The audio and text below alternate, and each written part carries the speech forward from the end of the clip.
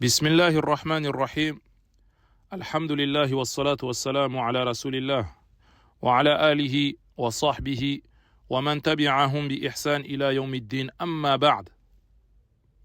On continue la lecture de ces ahadith l'imam al-Nawawi rahimahullah ta'ala.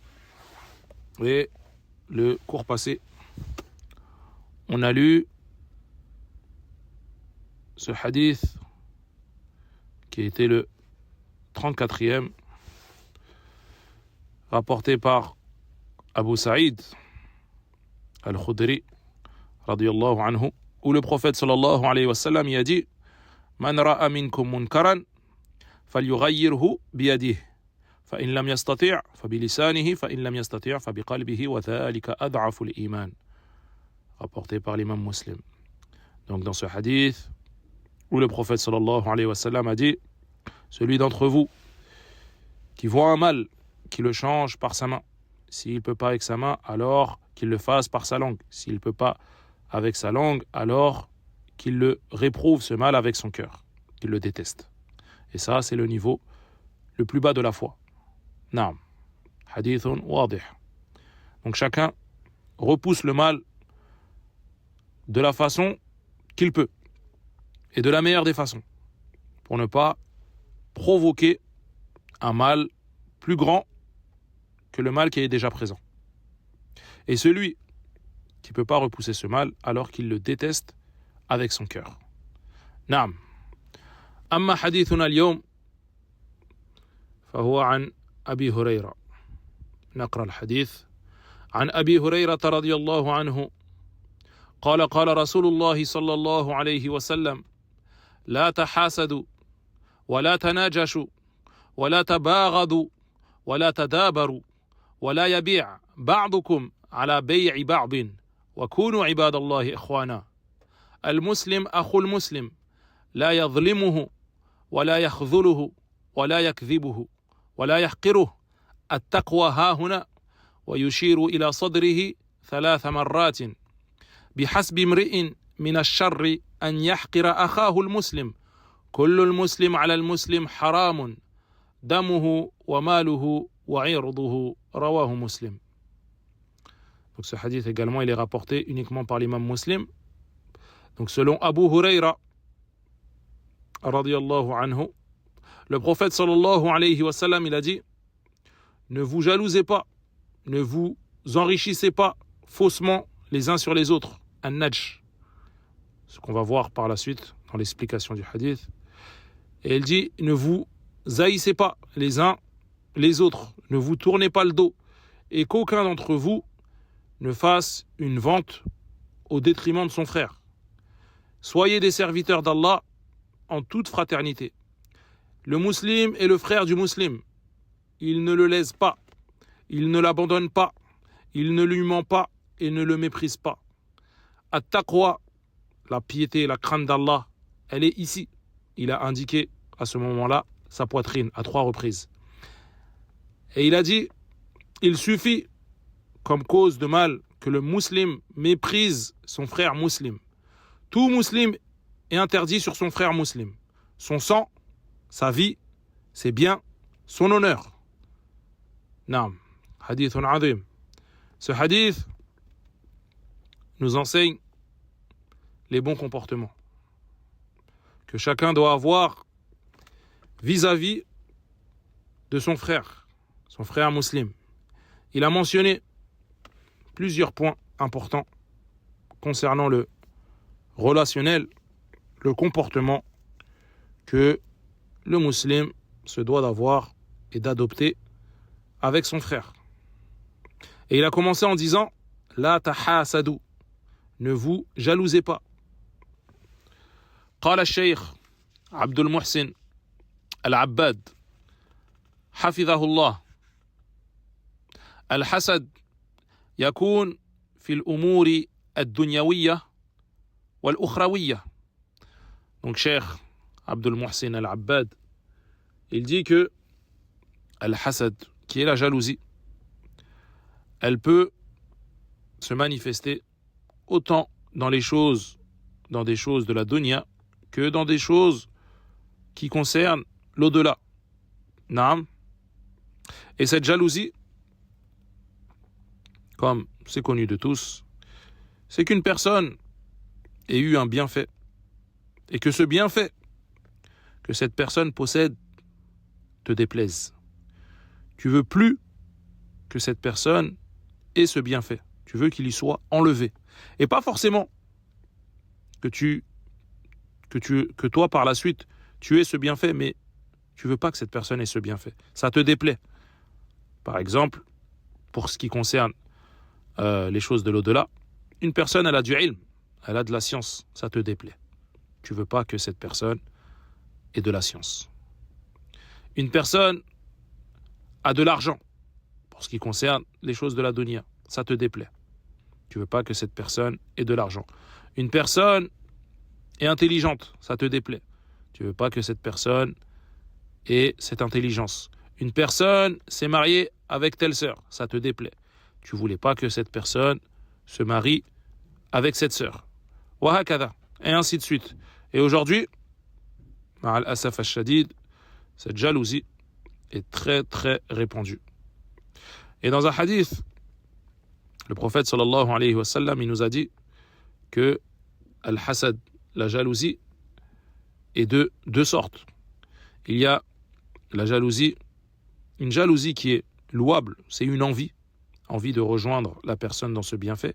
Et il y a une jalousie qui est blâmable. C'est celle-là qui est visée dans ce hadith qu'on lit aujourd'hui. Et le prophète sallallahu alayhi wa sallam, il a dit La hasada illa fi thnatayn. رجل أتاه الله القرآن فهو يقوم به آناء الليل وآناء النهار ورجل أتاه الله مالا فهو ينفقه آناء الليل وآناء النهار. Donc dans ce hadith, c'est la jalousie qui est louable, l'envie de rejoindre cette personne dans ce bienfait.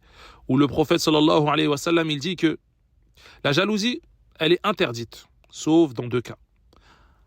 Un homme à qui Allah Azza wa Jal aura accordé la mémorisation du Coran. Et cet homme s'y consacre jour et nuit. Et un autre homme à qui Allah a accordé beaucoup de biens, beaucoup d'argent. Et cet homme dépense de cet argent jour et nuit dans le bien. هذا الحسد الممدوح. Donc celui-ci, c'est cette catégorie de jalousie, d'envie qui est louable. Et combien aujourd'hui sont touchés par la jalousie qui est blâmable et les pousse à transgresser. قال عز وجل أم يحسدون الناس على ما آتاهم الله من فضله. Allah Azza wa Jal, il dit dans le sens de ce verset, jalouse-t-il les gens de parce que Allah Azza wa Jal leur a accordé de par sa grâce. Donc le fait d'être jaloux, c'est une forme de rejet du destin, du qadar. Tu n'acceptes pas qu'Allah Azza wa Jal ait accordé des bienfaits à ton frère. Il y en a, subhanallah, c'est une jalousie qui va trop loin. Ça l'empêche de vivre. Et en réalité, ça ne sert à rien. Sois content pour ton frère, pour ce qu'Allah lui a donné. Toi, si tu veux obtenir cette chose, fais les causes. Mais alimenter cette jalousie, comme ça, là, ça ne sert à rien, ça va que te nuire. Demande à Allah Azza wa Jal qu'il te facilite. Délaisse cette jalousie. Ça ne sert à rien. Et ça va te nuire comme ça a nuit à Iblis. La'anahullah. Iblis, Allah Azza wa Jal l'a maudit, car il a été jaloux de Adam alayhi salam. Et on retient de part d'avoir cette caractéristique de jalousie, il y a une ressemblance de cela à Iblis. Fala tahasadu. Donc, il ne faut pas se jalouser, comme le prophète sallallahu alayhi wa sallam le dit. Wala tanajashu. Ne vous enrichissez pas faussement les uns sur les autres. Al-munajasha hiya az-ziyada fi thaman as-sil'a mimman la yurid shira'aha liyaqa' ghayrahu fiha. Donc al-munajasha, c'est le fait d'augmenter le prix d'un produit, d'une marchandise quelconque, pour empêcher l'achat de quelqu'un qui viendrait et qui serait intéressé. Par exemple, en réalité, c'est deux personnes, elles se sont mis d'accord avant qu'il y ait un susceptible acheteur intéressé, ils se sont mis d'accord, si un tel y vient, on augmente le prix. Mathalan, par exemple, un produit coûte 20 euros. J'arrive, je dis au vendeur, pour faire obstacle à celui qui serait intéressé par ce produit, j'arrive et je dis, moi je le prends à 25 euros. Et l'autre, qui veut acheter ce produit, il est vraiment intéressé. Il va dire peut-être, moi je le prends à 30 euros. Et le produit, en réalité, il coûte que 20 euros. Donc là, il y aura une marge. Et le vendeur, en réalité, s'est mis d'accord avec ce complice-là pour partager cette marge. Et cette forme-là, elle est interdite. C'est une forme de tromperie. C'est interdit. هذه المناجشة. C'est ça, المناجشة. C'est interdit cette forme-là. ولا تباغضوا ولا تدابروا. Et dans le hadith, il a dit, et ne vous haïssez pas les uns les autres, et ne vous tournez pas le dos. Donc, at-tabaghud wa at-tadabur, c'est le fait de se faire le hajr. C'est une forme de hajr. Tu parles plus à ton frère, lui il te parle plus non plus. Moi je lui parle pas, et si on se croise dans la rue, chacun tourne le dos à l'autre. Ça c'est pas permis. Comme dans le hadith, le prophète sallallahu alayhi wa sallam, il a dit, la yahillu li rajulin an yahjura akhahu fawqa thalathi layalin. فيعرض هذا ويعرض هذا وخيرهما الذي يبدأ بالسلام. Le prophète sallallahu alayhi wa sallam, il a dit dans un hadith, il n'est pas permis à la personne de faire le hajr à son frère au-delà de 3 jours. Lui, il lui tourne le dos et lui, il lui tourne le dos. Et le meilleur des deux, c'est celui qui passera le salam en premier. Donc avant ces 3 jours, t'es fâché contre ton frère, voilà. Tu veux pas lui parler. Ça peut arriver. Au-delà des 3 jours, dépasser les 3 jours, tu n'as plus le droit. C'est plus permis. Tu dois aller lui parler. Tu vas voir ton frère. Assalamu alaikum akhi. Kayf haluk. Tu lui demandes comment ça va. Hakada. La rancune que tu avais, tu dois la faire disparaître. Car là, elle est plus permise après les 3 jours. Wala tabaradu, wala tadabaru. Et ne vous haïssez pas les uns les autres. Et ne vous tournez pas le dos. Wala yabi' ba'dukum ala bay'i ba'din. Donc ça rejoint At-Tanajush, ça rejoint Al-Munajasha. Il dit, et que aucun d'entre vous ne fasse une vente au détriment de son frère. Par exemple, un cas similaire, il y a un accord entre 2 personnes sur une vente. Ils se sont mis d'accord sur un prix. Un tel, il va l'acheter, l'autre, il va lui vendre. Le prix, il est de 20 euros. Ils sont d'accord sur la vente et l'achat. Toi, tu arrives par derrière, tu vas voir l'acheteur, tu lui dis, moi je te propose le même produit, mais à 15 euros. Ça, c'est pas permis. Si les deux se sont mis d'accord au préalable sur le prix, toi, tu n'as pas le droit de venir derrière et dire, moi je te le fais moins cher. J'ai le même produit, je te le fais moins cher. Ça, c'est vendre sur le dos de ton frère. Et hada la yajouz. Si il n'y avait pas eu un accord sur le prix, ils n'ont rien conclu, tu as le droit, la baisse. Par contre, s'ils ont conclu la vente, ils se sont mis d'accord sur le prix, là, tu n'as plus le droit. Naam. Wa kunu ibadallahi ikhwana. Al-muslim akhul muslim. Il a dit dans le hadith, soyez des serviteurs d'Allah en toute fraternité, et le muslim est le frère du muslim. Kama qala ta'ala, innamal mu'minuna ikhwatun.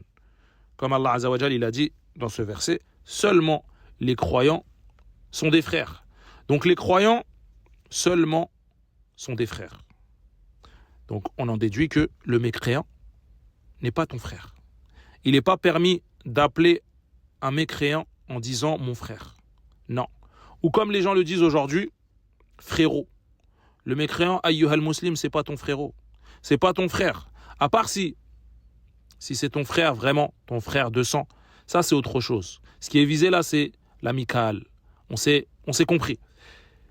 Et ça ne veut pas dire que pour autant, le mécréant doit lui nuire. Pas du tout. Justement, on essaye de l'appeler à l'islam dans la mesure du possible, avec un bon comportement, sans pour autant tomber dans des concessions interdites.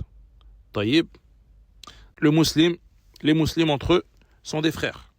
Les croyants entre eux sont des frères. Amma al-kafir, fala. La yadhlimuhu. Quand il a dit, le musulman ne laisse pas son frère musulman. Il n'est pas injuste envers lui. Il ne le prive pas de ses droits. قال النبي صلى الله عليه وسلم الظلم ظلمات يوم القيامة. Le prophète sallallahu alayhi wa sallam, il a dit, l'injustice sera ténèbre le jour de la résurrection pour celui qui l'aura commise. Donc il est interdit d'être injuste envers son frère. ولا يخذله. Et il n'est pas permis de l'abandonner. Tu aides ton frère comme tu peux. Tu ne peux pas l'aider, tu essayes d'appeler des gens qui seraient, eux, en mesure de l'aider. Tu ne peux pas non plus, tu fais dua pour lui. Au minimum, tu fais dua pour lui. A'anak Allah. Yassar Allahu lak. Barak Allahu fik. Wa hakadha. Qu'Allah t'assiste, qu'Allah te facilite. Au minimum, tu ne peux pas l'aider physiquement, tu ne peux pas l'aider en appelant des gens, tu peux vraiment pas l'aider. Au minimum, tu fais dua pour lui. Et tu sais pas, un dua sincère, et Allah Azza wa Jal peut changer et améliorer la situation de ce frère directement. Tayyib. Wala yakdhibuhu. Et tu ne mens pas à ton frère. Naam, c'est pas permis. Le mensonge déjà de base, c'est pas permis. Donc encore plus à son frère. Tu ne mens pas à ton frère, tu ne mens à personne. Al-kadhib haram. Wala yahqiruhu. Et il ne le méprise pas. Tu ne rabaisses pas ton frère musulman, c'est interdit. Et tu ne rabaisses personne. Le rabaissement, c'est interdit. Comme c'est le comportement chez les personnes hautaines, certaines personnes qui se prennent, qui regardent les autres de haut et les rabaissent.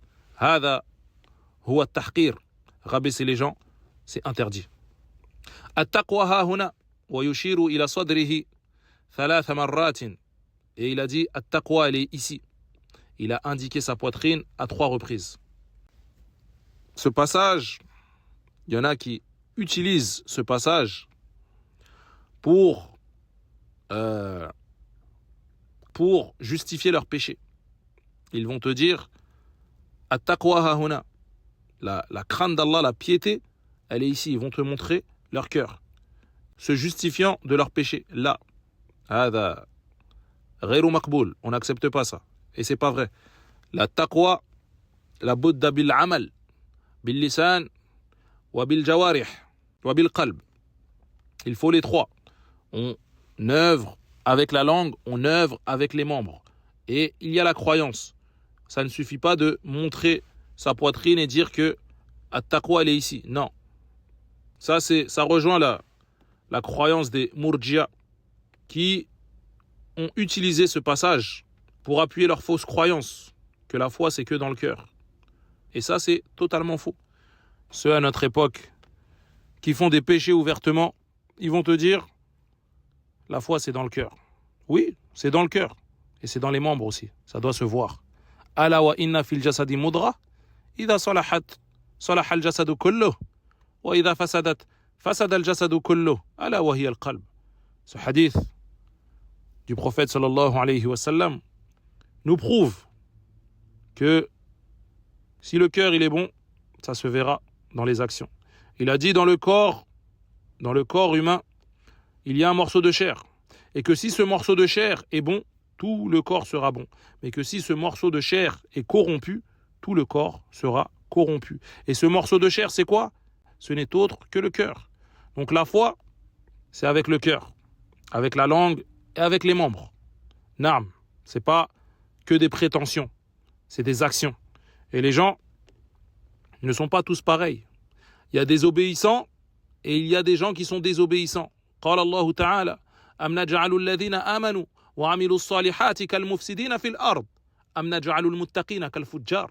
Allah Ta'ala, il dit dans ce verset, est-ce qu'on va rétribuer de la même façon ceux qui ont cru et qui ont accompli des bonnes œuvres, comme ceux qui ont semé la corruption sur terre? Est-ce qu'on va rétribuer les pieux de la même façon que les pervers? Abadan.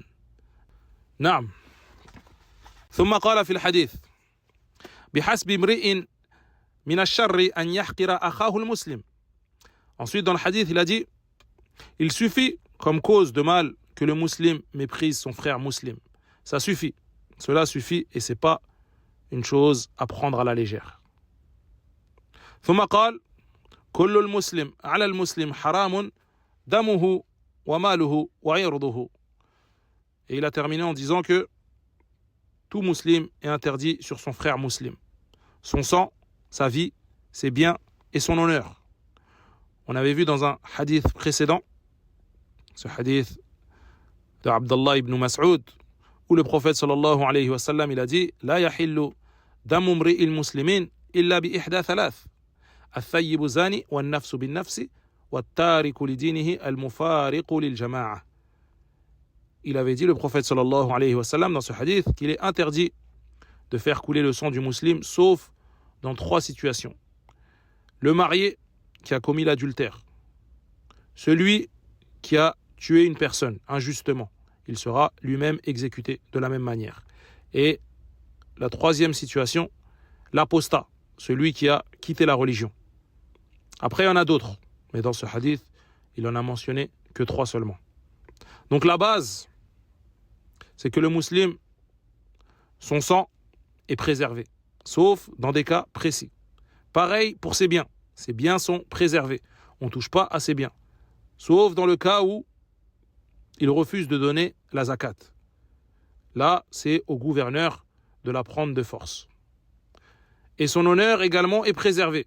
On ne touche pas à son honneur. On n'insulte pas le musulman. On ne le rabaisse pas. On ne le méprise pas.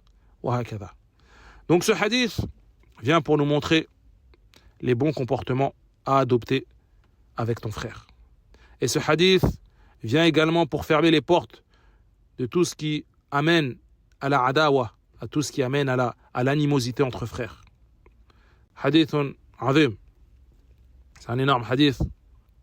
C'est vraiment un hadith qu'il faut mettre en application. On va lire simplement les enseignements de ce hadith. Mimma yustafadu min al-hadith. Donc les enseignements de ce hadith. Awalan, tahrimu at-tahasud wat-tanajush wal-bay' ala bay' akhihi wa kadha الشراء على شرائه وكذا كل ما يجلب العداوة والبغضاء بين المسلمين. Donc ce premier enseignement, il dit, le cheikh, l'interdiction de se jalouser entre frères, l'interdiction d'effectuer une vente au détriment de son frère, l'interdiction de le nuire dans un achat et l'interdiction de tout ce qui va amener à l'animosité entre musulmans, tout ce qui va amener à l'animosité, tout ce qui va nuire à la fraternité. Tout ça, c'est à éviter et c'est le résumé de ce hadith. ثانيا النهي عن تعاطي أسباب البغضاء وكذا كل ما يترتب على ذلك من تقاطع وتهاجر بين المسلمين.